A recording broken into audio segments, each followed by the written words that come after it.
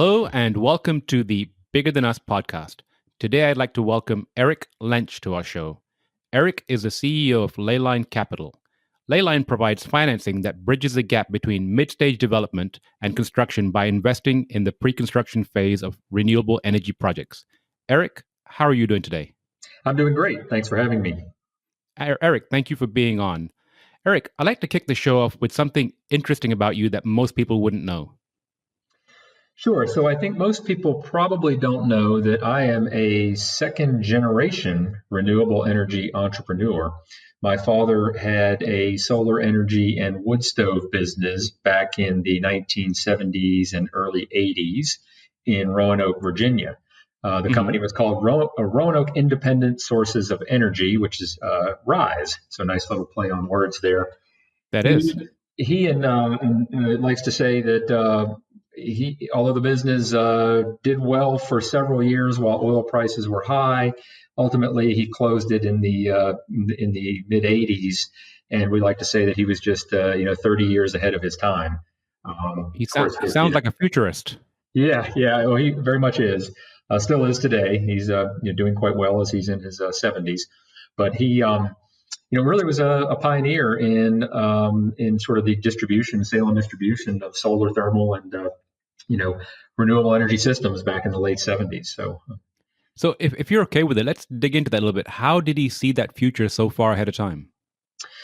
So at the time, if you think about what was going on, we had oil prices going through the roof. We had OPEC and we had the Carter administration and a lot of concern about energy and the lack of access to energy and how much would we have in terms of oil. Was oil going to be running out? And of course, we were very reliant on OPEC and oil coming from the Middle East. So I think there was a lot of awareness in general. And then, of course, it was pinching people in their pocketbooks where it hurts. Mm-hmm. So wood stoves was obviously a way to heat your house without having to burn oil, was kind of the core of the business. And then he got into solar hot water, again, to help those that either wanted to be more self-reliant, kind of off the grid, if you will, and also just to save money. So I think it was economics and it was awareness that were driving business. And then the lesson, of course, in all this is that the industry has been, the renewable energy industry in general has been subject to the changes at the political level. And when Reagan came in, famously took the panels, decommissioned the solar hot water panels on the White House, and had a different way of approaching energy policy, and that my father's business was a casualty of those changes. So they say the apple doesn't fall too far from the tree. So it looks like you've taken in his footsteps. So I like to really push the why behind what you're doing. So can you perhaps expand on that? Sure. So if you look at my career, just over the span of the last, 20 plus years, graduating college in 1992, that was a terrible job market. And in 1993, I decided to go into financial services and spent 12 years in that business. And I think there wasn't a real important why as to why I went into that business. It was really just about the money. And at some point in time, you can only do something for so long when, purely for the money. And so I had a 3-year-old daughter and a 6-month-old son, and I was thinking a lot about the future and what kind of example do I want to set for them.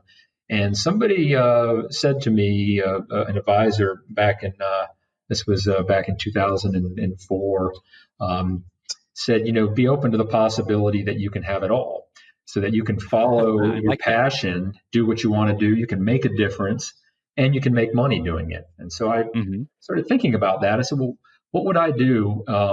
This individual also said, what about the world makes you angry? And so I started thinking, well, what really makes me angry is that I feel like we're destroying the environment. We are polluting the planet. We're warming the planet, and greenhouse gas emissions and just consumption in general was something that just really made me angry, and that we weren't taking what seemed to be aggressive steps to really change as a society. Hmm. So I left financial services in 2006 and bought a small solar energy company, really to pursue my passion and dream of, I'll say, kind of the triple bottom line, which is sort of something that's said today, but nobody really talked a lot about it in the early 2000s. People, profit, and planet. So, Hmm. doing what's right for our people, making money, which any business that's going to be successful has to do.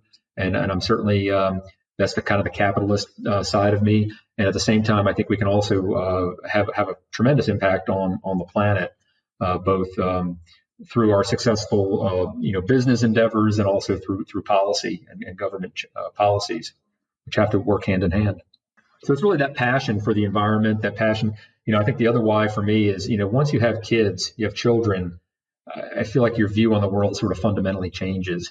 And you get up every day and you're setting an example, you're leading by example um, for your kids. And I wanted them to look to me as an example for them as they got older that, pursue your passion and find a way to make the world a better place. And you tap into what makes you angry about the way things are going. And I also think that having a small business is very difficult, and we all know the statistics. And one in 10 make it, and past 5 years or 10 years. And Right. so I figured that at least I would be in an industry that I really enjoyed, and I'd be contributing to greenhouse gas reductions by being in the solar energy field. So Hmm. I felt like, if the business failed, at least I would be in an industry and I'd be creating change that I wanted to see. Right. So is that advisor still in your life? He actually is. And when we did our press release recently here about our new capital raise, he actually reached out to me on LinkedIn and said, "Congratulations! Glad to see you're pursuing pursuing your passion, and it's working out so well for you." He's up in Okay. Baltimore, which is where we lived for a while, and so I've been out of touch with him for a while. But it's good to reconnect with people that kind of stick in the back of your head, and I can sort of think about him from time to time and his advice. Well, it seems like he really affected the trajectory of your life. He did. I think, I've always believed in having coaches and advisors help me think through big decisions, and still have coaches and advisors today. So I think, anybody that wants to excel at anything ought to have coaches and advisors around them. And then I also like to think that I surround myself with smart people. A lot of the people here at Leyline are way smarter than me. And so, just taking advice and taking it all in from the people around you.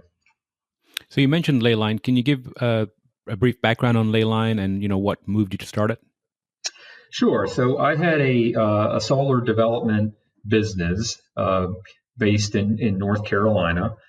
Started up in 2006 when I left the financial services industry. Um, we grew that company to one of the largest solar developers in North Carolina at a time when the North Carolina market was really booming for uh, utility scale, small utility scale solar projects. We found Hmm. ourselves in 2014 with several very lucrative potential projects that had significant capital needs, primarily for to secure agreements with Duke Energy. And I would have had to tie up pretty much all of my company's working capital just to meet these interconnection payments with the utility. So I wound up selling the company to a large hedge fund, and our pipeline and the whole team went over, and we spent a couple years there, and that worked out fairly well. But it was always in the back of my mind that, had we had other options for capital back in 2014 when we had those interconnection payments due, would we have gone a different direction? Hmm. Would we have essentially worked harder to control our own destiny by having someone providing really pre-construction phase capital, which is exactly what Leyline does today? So it really came from direct experience initially, and then also just kind of anecdotally as I would come across people, developers that were having a hard time finding capital. and just no one wanted to take sort of a chance at the early stage of a project that they'd be able to um, to capitalize those projects. Right. So 2016, I sort of formed the business plan in my head, and then 2017 we came out with our first transaction, out of the gate with our first transaction, which was a small investment in a food waste anaerobic digester that needed some capital to get through the interconnection and power purchase agreement deposit phase. So that was really the genesis of the business. Well, I kind of feel, I get the tone that you're a little bit of a futurist and visionary in yourself, like your father. Which renewable energy projects have you most interested right now? So we still are very active in solar, and certainly solar plus storage. Storage now seems to be becoming part of most of the projects that we're seeing, and the cost of storage is falling faster than the cost of solar photovoltaics fell over the last 10 years. So that's exciting. We're also there are several important trends that have also led us to make investments in what I'll broadly call waste to energy projects. And these are mostly anaerobic digesters in the food waste or agricultural waste industry.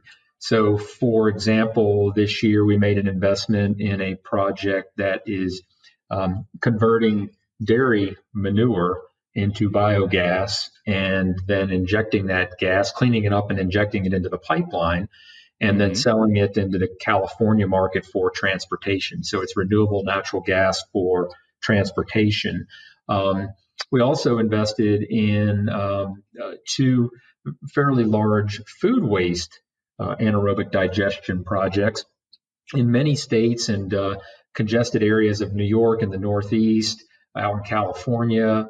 They now have laws on the books requiring commercial food waste to stay out of landfills and to go to composters or digesters. So they're really diversion laws that are on the books. So again, just playing on some of these trends and policy and regulation that are impacting and creating opportunities for developers to develop good projects in these areas.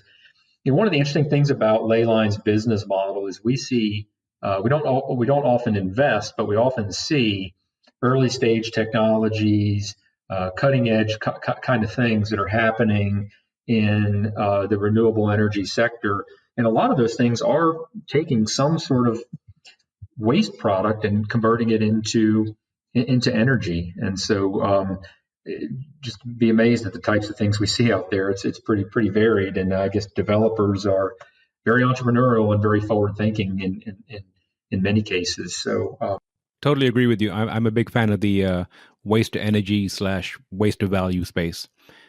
Going back to that food waste you spoke about and up the chain, do you know where the food waste begins to get separated away from the regular waste? What are the laws around that?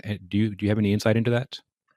So they are it's sort of happening in real time. So, for example, in California, where we have a project, there are laws going into effect in the coming years, 2022, 2023, which will require source separated organics and the separation of those depackaging systems, those kinds of things, which is another interesting trend. There's a company out there that sort of dominates that market, and they're selling depackaging systems. Their Tiger system, I believe it's called, is sort of in hot demand right now because your big waste haulers are having to meet these laws in California and in the Northeast. So source separated organics is a trend that we're seeing. And so, I think you're also seeing, I think, at the industrial level, not being driven so much by policy or compliance with any certain regulations, but just really the strong movement towards sustainability and wanting to show their customers and their suppliers and their vendors that they are being environmentally responsible. So, I know Anheuser-Busch, for example, is putting anaerobic digesters at a number of their facilities to process Hmm. the spent grains and hops and the byproduct of their processing. We have some smaller projects up in Vermont where the developer is focused on exactly that market. Cheese and dairy manufacturers, breweries, distilleries. Have waste as a byproduct of their manufacturing process, and so they are also very driven now to try to do something with that waste besides take it to landfills. Can you expand on depackaging? I haven't heard that phrase. So if you think about expired food products from a grocery store, most of other than the produce section, just about everything that is in the grocery store is packaged. Oh, So yeah. think about cheeses and milk and even meats that have wrapped in plastic, cellophane, plastic and foam. They all need to be depackaged before they can come into a digester or composting facility. So and that's sort of the first step, because by the time they get to the digester, they have to be out of package. Hmm. So the depackaging process is something that is now really being required and is popping up in a lot of these markets where you have food waste diversion laws on the books. And so you mentioned a company named Tiger that has a product that depackages, or a tool. Yeah, I believe that's the name of their system, the Tiger system. I can't remember the name of the company that actually manages it, but it's the Tiger Depackaging, I think, is the I'll Tiger I'll look into it. Depackaging system or machine. Yeah, um, So EcoVert is actually the company. So. Ecovert, thank you. So you mentioned your children earlier. I have 3 young children, and they're kind of tickled with the whole waste to value, especially when I talk about cow manure. How do your children feel about what you're doing today? It's interesting. I think they probably don't really know what I do. I think they kind of wonder, what does Dad do every day? I do talk about especially when you get into dairy manure. They do think Hmm. that's pretty funny. Our daughter is 17 and son is 13. So, I think my daughter is more interested in kind of the entrepreneurial side of it, growing a business. She actually worked for me a little bit this summertime to help, just sort of seeing not so much the end result of what we're doing in terms of the environmental impact, but just what it takes to run a business, grow a business, take Hmm. care of your people, all those kinds of things. So I think that really is something that resonates, with her. And then I think, I'll be driving around and I'll point out, a big farm, or, you want to see solar panels out there, and they're probably tired Hmm. of me. I think at this point, they're probably tired of me here, tired of me pointing that out. But no, I think it's interesting. I mean, my son is very much into animals and the welfare and well-being of animals. And we were up at a project site in Indiana, and I had the opportunity to take some pictures of a true free-range, chicken operation. Hmm. And it was really, you could tell the chickens, they had plenty of outdoor space to run around. And so I think just the humane treatment of animals and thinking more about that is something that resonates with him. That's great to hear. I often threaten my girls. I said, if you have show and tell in school, I might just show up with manure and talk about waste to energy. That's right. Yeah, yeah.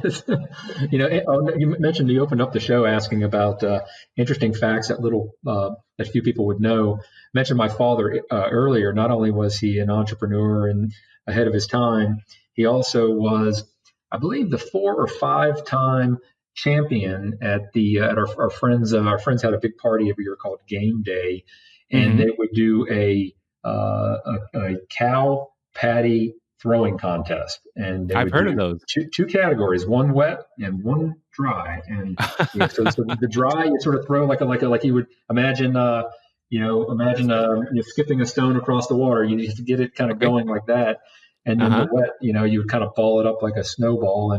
And he was 3 years running the champion in both categories, and they would give a little trophy out and put it up there. So I should go back and see if I could find those trophies. I think You should see if you can launch one.